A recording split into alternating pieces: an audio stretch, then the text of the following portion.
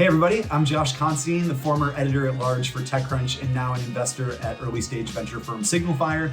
And my side hustle is Press Club, my clubhouse show and podcast. And I'm Jay Kapoor, general partner of VC Ventures, and my side hustle is, well, this. You're watching it right now. Welcome back. This is The Rundown.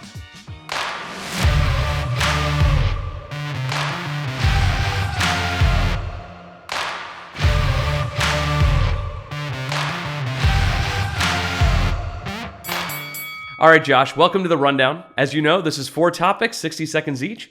Let's kick it off with a topic that's near and dear to both of our hearts, podcasting. Joe Rogan and Spotify have come under fire recently for comments that Rogan has made on his podcast, which Spotify owns the exclusive rights to. It has also caused Neil Young and Joni Mitchell, among other artists, to pull their content from Spotify. Josh, should Spotify be held responsible for Rogan's comments as a publisher, or are they absolved from blame as a platform? If a company pays for content upfront to have an exclusive to publish it, they are the publisher. And in this case, Spotify is fully responsible for the content. Doesn't necessarily mean that they're in violation of the law, but they may be in violation of what the court of public opinion says is all right. And that's why you're seeing so many artists leave the platform. If they were truly a fully open platform and didn't pay for this content, yeah, they could say, hey, we're not going to censor him. And maybe they could go so far as to say, we're not going to give him algorithmic amplification, where you can have freedom of speech, but not freedom of reach. But in this case, they paid for the content upfront, so they need to be willing to accept the consequences and the criticism. You're touching on a really interesting point here about how blurry the line between publisher and platform can get when these platforms try to license their exclusive content. In fairness, Daniel Ek has said that because this is exclusive licensed content, they are not a publisher of it. He says, and I quote, "Publishers can edit, they can curate, they can change the guest, and they can decide whether or not to publish altogether." Now, as for choosing between Neil Young and Joe Rogan, I think the choice for Spotify is pretty clear. While it may not be as large of a slice of the revenue pie, podcasting is the fastest growing and more higher margin business for Spotify to be engaged in. Podcasting grew 625% in Q1 of 2022 alone. And Spotify has invested over $1 billion across both licensed content and technology platforms in podcasting since 2018. This incident, I think, further tipped their hand on whether or not they want to be seen as a music company or a podcasting business. Why I think it's an important conversation to have is that Spotify is far from the only platform that is licensing exclusive content. Whether it's Substack or YouTube or Spotify, the underbelly of the creator economy is that anybody that can publish content will be able to publish content. And then these platforms are going to have to come under fire again and again when that content causes waves. So we've seen so many solo capitalists raise funds and launch in the last few years. My question is that sort of a stepping stone to creating a larger partnership and a full-size institutional fund? Or do you think these solo capitalists are going to be here to stay? Josh, I think solo capitalists are here to stay, but I do believe there are limitations on how big these funds can get when they're being run by a single investor. I think the biggest reason that you are seeing these solo capitalists emerge is just because of the democratization of deal flow that has now gone away from just a few firms on Sand Hill Road. Now, if you are a content creator, a Twitter personality, a media personality, you are able to show that your audience is a hook for you to have access into these competitive rounds. We've also seen that infrastructure exists today that didn't about 10 years ago. Things like Carta and AngelList that allow these individuals to set up funds without a lot of legal or administrative overhead. That means all 2% of their management fee can go to sourcing and serving these companies that they invest in. The other piece I think we're also seeing is that larger funds are now creating investor programs to LP into solo GPs. This allows these larger funds to see some of these promising deals early that they might want to do later round investments in. I think there are some important drawbacks we have to consider with solo GPs. The biggest of which is just bandwidth. When you are trying to invest in 30 or 40 deals out of a fund and you're trying to fundraise simultaneously, there's only so much bandwidth that you have to do diligence. That is risky. That means a lot of deals might be getting done that are just getting rubber stamped. I think that's also why you see a lot of solo GPs that focus on a sector-specific, stage-specific strategy when they are operating solo. So I think we're moving from an investor's market to a founders market, where founders get to decide whose capital they take, not just based on the terms and who's actually willing to give them money, but who can provide significant value after the deal.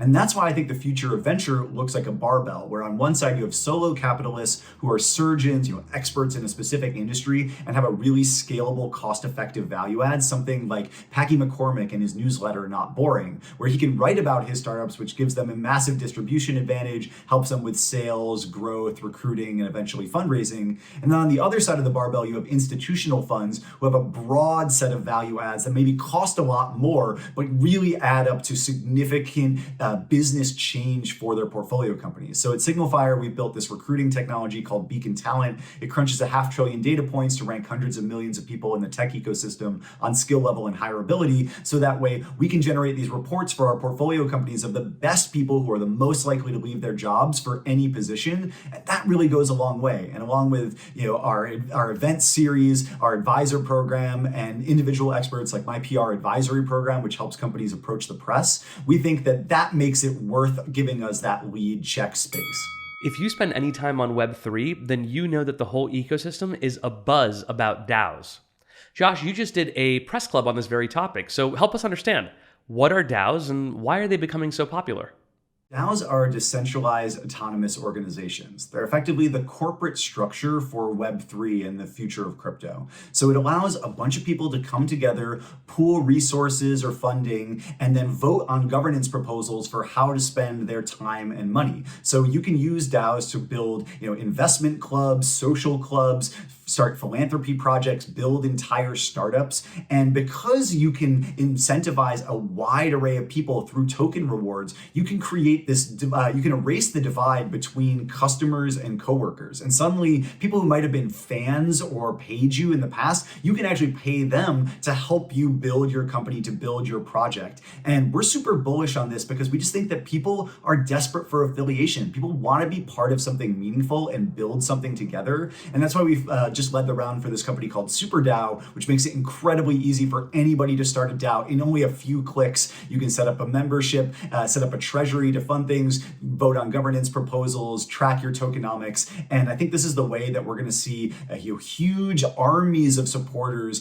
get to share in the success of a project, which is how you're going to get them to really go to bat and be your best evangelists. Yeah, Josh, I agree. There are definitely some reasons to be excited about tokenization and DAOs. And I think a great example from the sharing economy is one where Uber or Airbnb would be able to compensate their drivers and hosts for the value that they are creating for the company, actually have them share in that upside. The flip side of this, and why I'm a bit warier about the millions of dollars that are going into these DAOs, really comes from the problem of governance and liability at every level.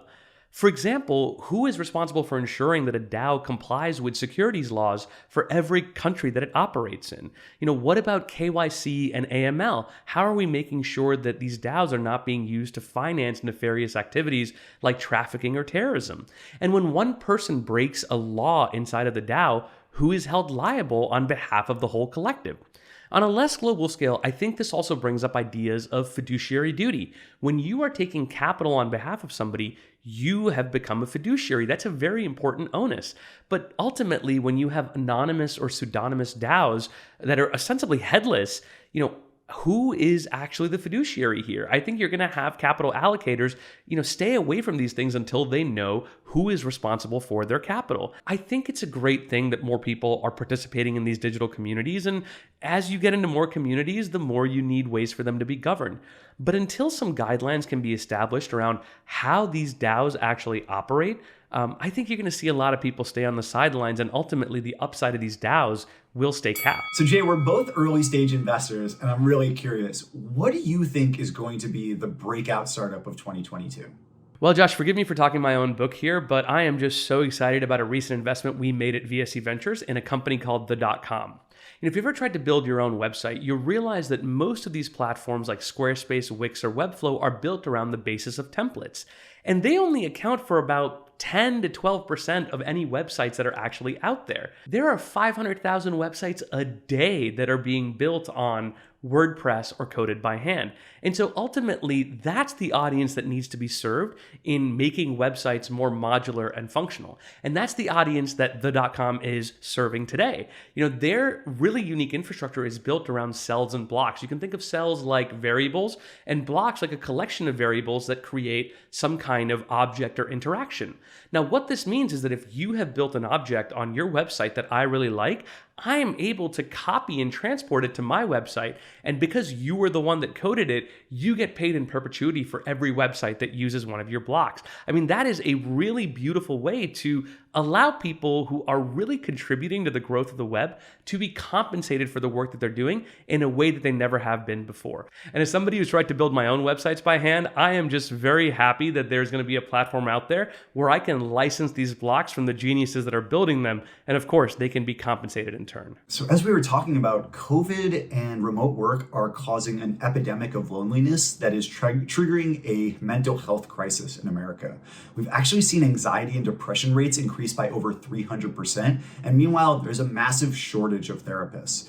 And that's why I'm super excited about this startup called Grow Therapy, where we at Signalfire just led their Series A. They help therapists launch their own therapy practice. It takes care of all the back-end infrastructure, helps them find clients, offers a virtual receptionist to help them onboard new clients, and helps them get covered by insurance, because actually less than 30% of mental health providers are covered by insurance today, which means most people can't afford mental health care. And so for us to be able to get back on our feet as a country, we need more therapists to be able to launch their own businesses, be rewarded as entrepreneurs, and be able to focus on being present with their patients and helping them get better rather than worrying about all the logistics of running a business. And that's why we're super excited about the Grow Therapy, because they're just going to make sure we have plenty of therapists to get through this super tough time as a country. I'm so glad you shared that last bit about mental health. I'm a big mental health advocate myself, and I am so glad that more people are going to have access to great therapists and more affordable mental health care. Josh, where can people find more of your work? You can check out my show Press Club on either Clubhouse or your favorite podcast app. We have incredible interviews with Mark Zuckerberg and the CEOs of Shopify, Spotify, Salesforce, Slack, Substack, Patreon, and a ton of incredible Web3, mental health, and creator economy startups. And you can also check out my newsletter, constine.substack.com, for interviews as well as essays about why all these DAOs and Web3 companies are adding emojis to their names, or why TikTok trounced Instagram stories. So yeah, check out my Substack, my newsletter, and my podcast.